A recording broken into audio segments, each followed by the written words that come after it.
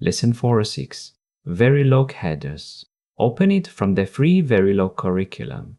I opened the free Verilog curriculum, click into this lesson, and wait for the docs pane to load. The lesson loads, and the docs on the right become our guide.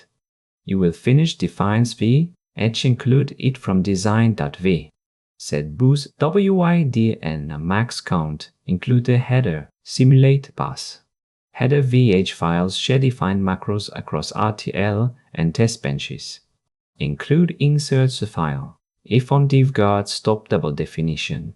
Bus with sizes ports. Max count bounds the small counter. Defines.f header holds macros. Design.v includes it before the module. Your TODOs are the header macros and the include path. Fill the defines, include defines.vh, then Ctrl S.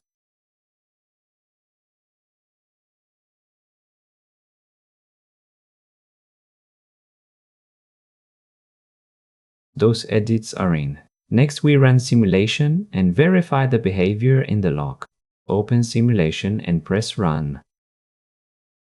The log prints reset n, data in, data out samples, then bus.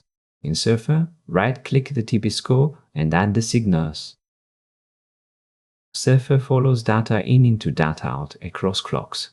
Yosys elaborates the macro width into an 8-bit data path. Open the circuit schematic to see the synthesized netlist.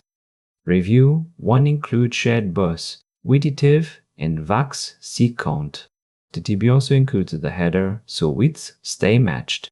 That is Verilog headers. See you in the next lesson.